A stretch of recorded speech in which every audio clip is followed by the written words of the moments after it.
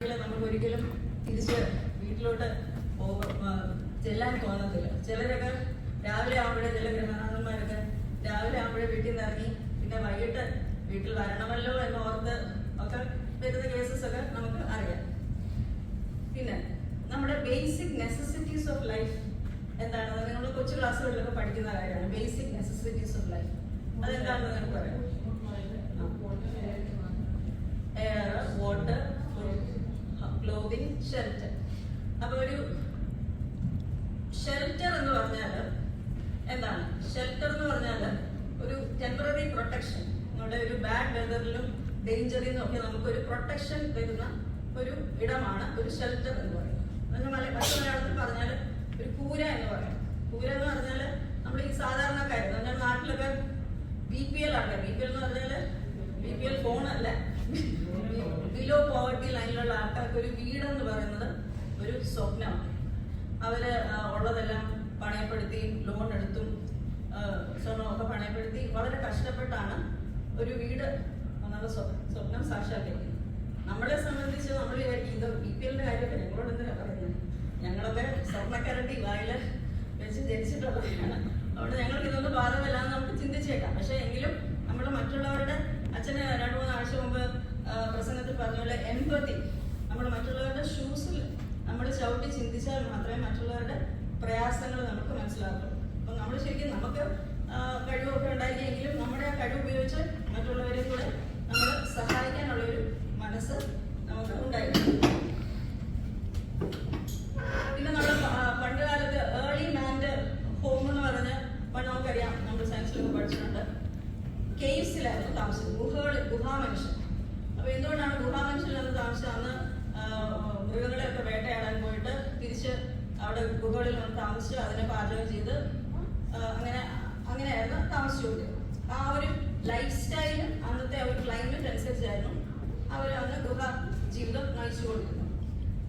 പിന്നെ നമുക്കറിയാം ഈ തണുപ്പുള്ള പ്രദേശത്തിലെ സ്നോ ഹൗസിന് നമ്മൾ പഠിച്ചിട്ടുണ്ട്, ഇഗ്ലൂ എന്നാണ് പേര്. അപ്പൊ ആ ഒരു അങ്ങനത്തെ വീടുകളിലാണ് നമ്മൾ തണുപ്പുള്ള ഇപ്പോഴും നമ്മൾ തണുപ്പുള്ള അന്റാർട്ടിക്ക അങ്ങനത്തെ ഏരിയകളിലൊക്കെ സ്നോ ഹൗസിലാണ് താമസിക്കുന്നത്.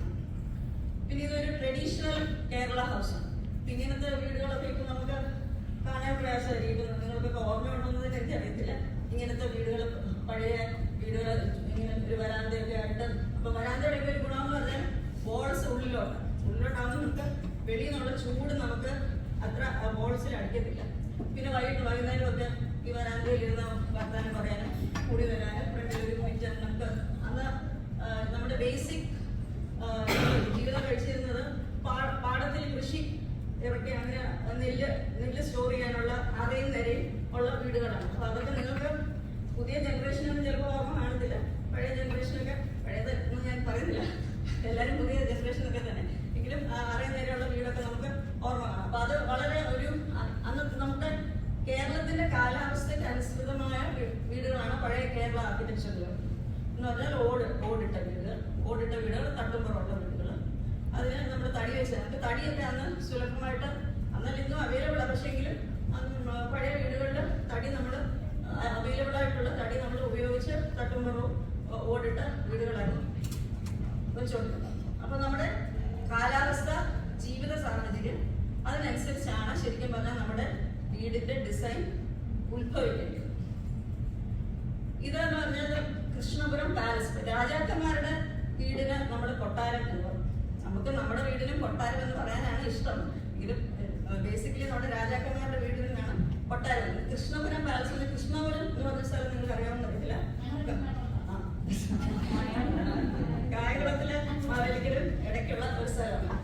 ഇത് വളരെ മനോഹരമായിട്ടുള്ള ഒരു കൊട്ടാരമാണ്. 8 കെട്ടാണ്, ഒരു 2 സെൻട്രൽ കോർട്ട്യാർഡ് ഉള്ള ഒരു വീടല്ല കൊട്ടാരം. അപ്പൊ ഇത് ഇത് നമുക്ക് പബ്ലിക്കിന് എപ്പം വേണമെങ്കിലും പോയി കാണാവുന്ന ഒരു കൊട്ടാരമാണ്. ഇത് നമ്മുടെ ഒരു ഡ്രീം ഹൗസ്. നമുക്ക് എല്ലാവർക്കും വീടെന്ന് പറഞ്ഞ ഒരു സ്വപ്നമാണ്. ആർക്കാണ്? കൊച്ചു കുട്ടികൾക്ക് വരെ അവനവന്റെ വീടെന്ന് പറയുന്നത്